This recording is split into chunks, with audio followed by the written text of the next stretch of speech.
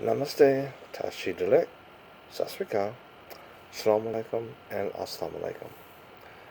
I'm taking a break from my normal routine to get right to the point. If the Quran is semi-biographical of Muhammad's life, then the sections addressing the wives of Muhammad are specific to Muhammad, and thus, by order from Allah to Muhammad, telling Muhammad to have his wives cover up only applies to Muhammad and not all women of the Ummah. What was the original reason for the decree from Allah to Muhammad? The original reason, if we're reading it in context, the men of the first community were not respecting Muhammad's wives by looking at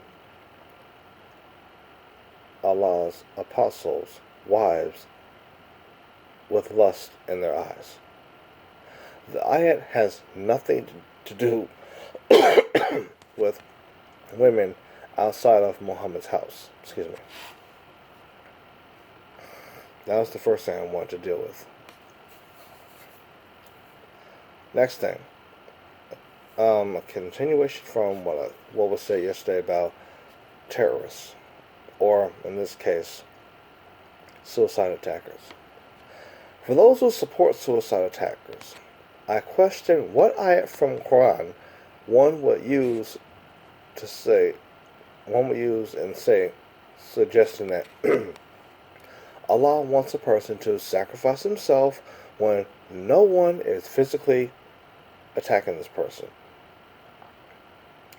If we're going to say Muhammad advocated such, or advocated suicide bombing, I ask this question, or the question should be asked. The question should be asked, which hadith would this person suggest was used to defend this idea of self-sacrifice? And on top of that, using logic, why would Muhammad suggest any present-day Muslim kill himself for Islam when Muhammad did not ask this of any of his companions in flesh 1400 some odd years ago? He didn't ask it then, so if he didn't ask it then, why would any given leader suggest that today? It makes no sense. To any given so-called Islamic group that is militant, I, like Deezee, ask, why do you focus on countries like America, countries that, in America's case specifically, a country that is quite happy being crazy and anti-Torah and anti-Quran? Why try forcing a crazy nation to be obedient to Allah? Now, before you say it, dear Muslim family, when Quran says to invite the world to Islam, even in the strictest sense of Islam, even in the most narrow of perspectives from Quran's point of view,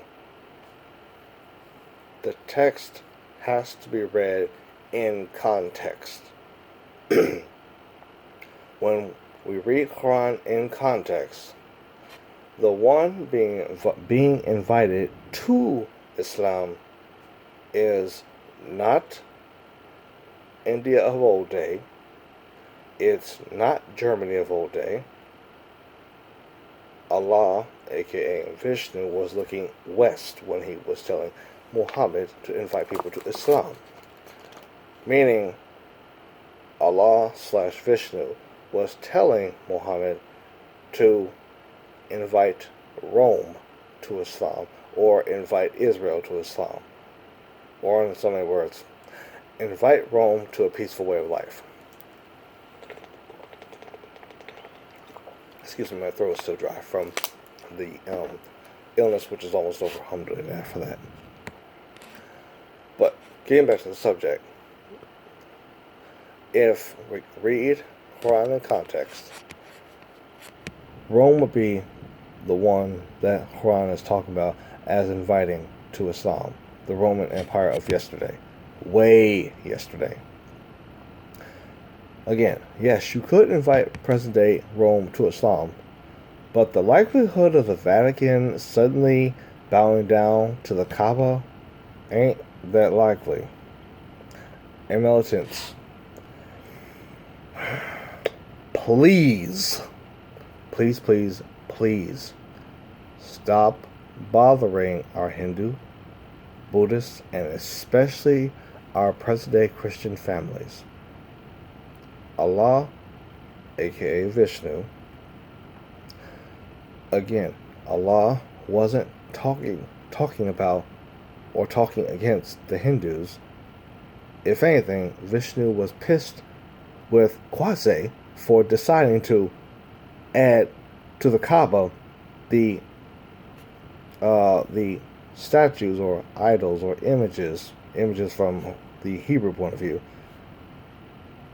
Vishnu was upset with Quase moving the images into the Kaaba when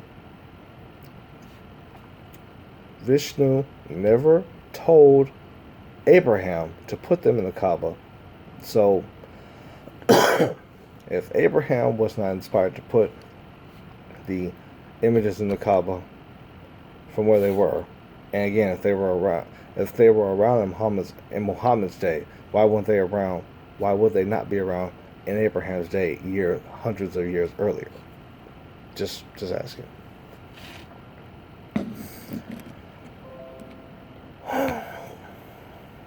To the militants, please separate fact from fiction.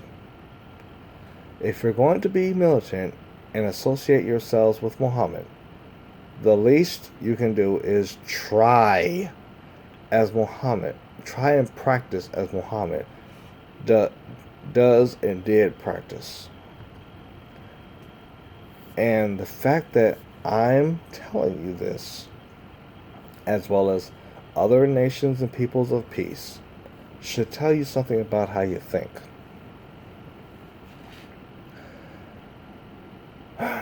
Finally, who am I to ask such a request, right? Well, I'm Mike Deezee, a guy who's biracial. My father is a descendant of the various tribes of African slaves that were brought to America through the slave trade. My mother is of both African and Irish descent. This is why I identify as biracial.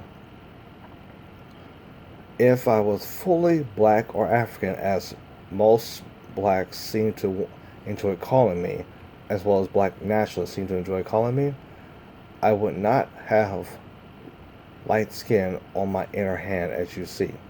This, as far as I understand, is a representation of tainted blood, meaning not pure African blood.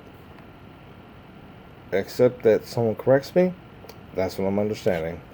And if someone can correct me, I will kindly accept correction. Moving along. My hair, when I grow it, would not have the wavy, near white texture that it does. A texture that, mind you, is similar to that of Beyonce, visually speaking, of course. Spiritually, I am Hindu. I am part Hindu, part Jewish, and part Muslim. Besides those three, I am intensely into metal, as in heavy metal, for those who don't know that. For those of my Middle Eastern and Eastern world audience, that's what this sign, it represents heavy metal. I'm a headbanger that has much love for all of my angelic family above, from Abraham on through Muhammad. This caramel tone noise loving guy is really tired. I'm really tired of militant men with too much time on your hands and very little of constructive thoughts going on. I'm tired of all of you militants, and giving Islam a bad name. I am especially tired of militants legitimizing Donald Hitler's already warped view of our united deen. In closing, militants, if you're going to be zealots for Allah, can you please practice Islam as the noble one that invited all of us to Islam did and does? Stop abusing the women of the Ummah and calling it right. Going off script for a moment, please drop the burqa. The burqa, we know for a fact, is not part of Islam. Never was. It makes no sense for those Muslim men who do this that I'm about to say.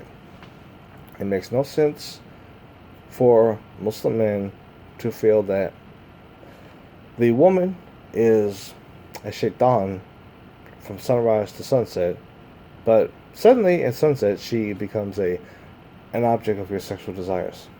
That doesn't make any sense. Also, this thing about not wanting our women to be educated. Do you realize what you're saying? Okay, we all, as men of Islam, we want sons. We want a strong Muslim nation. Got that? If we are going to have sons, and we are out doing the work and making the money to like take care of the home and like make the boy like grow up strong and stuff. If we have a stupid woman at home teaching the boy, which is ultimately what you would be doing by not having her get educated, how is he supposed to get smart? Just question, because that don't make no sense. You both want him to be smart while she's stupid. That's literally what you're suggesting when you say you don't want the woman educated. For those men who are like that, who would say no higher education for the woman, you're like literally saying that you want a stupid woman but a smart boy. Am I the only one who doesn't get what the fuck? Doesn't understand what the hell is going on? Yeah, I went off character. Clearly, I'm a little bit irritated because this subject makes no sense.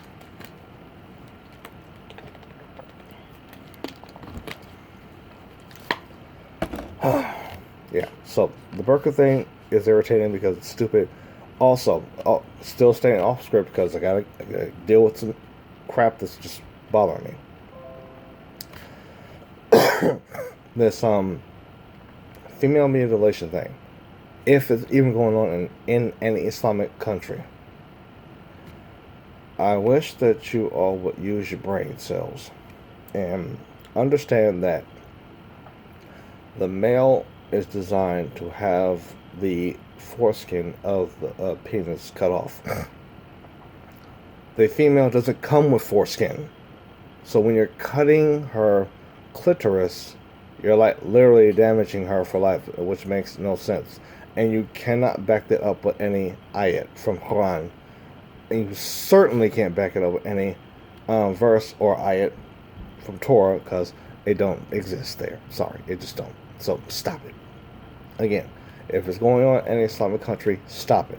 But if it's not, still tell those who are doing it to stop it, because it's still stupid and still anti-God, because God does not say in any revelation from the Vedas, as far as I know, from the Vedas to Quran, there's no idea of doing that.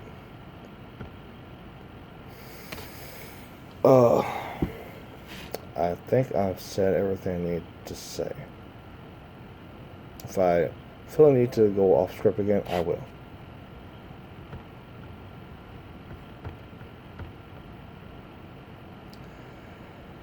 As always, no, excuse me. In closing, if you're going to be zealous for Allah, excuse me. If you're going to be zealous for Allah, can you please practice Islam like Muhammad would practice? stop bothering the women and calling yourselves right. And um, we all know that our ancestors gave Muhammad constant headaches, as Muhammad was always mediating dispute after dispute among the early Muslims. So, because he was dealing with all that, please try to do your best, recognizing you're human. Do your best to be more like the Sallallahu Alaihi Wasallam, for those who choose to call him prophet. I refer to him as Allah's messenger because that is essentially what the text does suggest. But you get my point. At least I hope you get my point.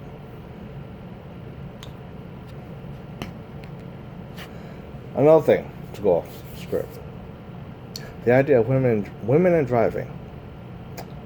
It sounds ridiculous when a Muslim man is telling a Muslim woman he doesn't want her driving. Okay, let's use some common sense here. What, from just using Quran, what ayat in Quran suggests that women cannot drive? I've not found one. Still waiting to find one. If any of you out there got one for me, but please I'm waiting to see this one because I haven't found it yet. If you're going to try and use the idea of Muhammad's issue with Aisha for being on her camel, let's remember that the way the story goes, Aisha was trying to follow Muhammad's lead. Muhammad's crew was going too far ahead of Aisha. Aisha got lost, not her fault. It's the fault of the crew for losing Aisha, and she ended up staying the night in the desert by herself. And one of the companions had to come by and bring her back. So you cannot use that story as a justification for the woman not being allowed to drive. Another thing that just came to me. I'm so off script right now, but who cares? This thing about honor killings. That's also not anywhere justified in Quran. When the Muslim woman calls rape, the question is, why, as men, do we believe that she's a dirty woman? If you raised her to bow down to Allah and she has been true to Allah for all of her life, why would she suddenly just say, screw it, screw Allah, and I'm just going to do what I want to do? That doesn't make any kind of sense at all. Are you listening to yourself? You're suggesting that she was honorable until this point, and then she just said, screw it, I want to do what I want. Really? Really? And you wonder why the Western world thinks that you're stupid. Because that is a stupid thought. You should be... We gotta do better than this. Come on, Muslim world. We gotta do way better than this. Because what we're doing, I understand why the West looks at us as a joke. And I don't even like the West, but I understand why they look at us as a joke. So yeah, stop putting blame on the sisters when the sisters are calling rape. Investigate. I got an idea. Why don't we do, as Sallallahu Alaihi Wasallam would do? Investigate and find out what actually happened. What an idea. What an idea. If I got to tell you this, how Muslim are you? Just a question. Let's see. I think I finally covered everything. And this message went way longer than I intended, but you got the point. Anyway, this is the part where I say to hit me up here. If you don't feel like hitting me up there. Remember to like it if you do. If you don't like it, well, fine. Excuse me. Anyway, I'm recording this really late. because I'm like really tired, but I had to get through it because I don't feel like dealing with this at sunrise, my time. Yeah. Anyway, keep your haterade on full blast, speaking to your future, and deuces.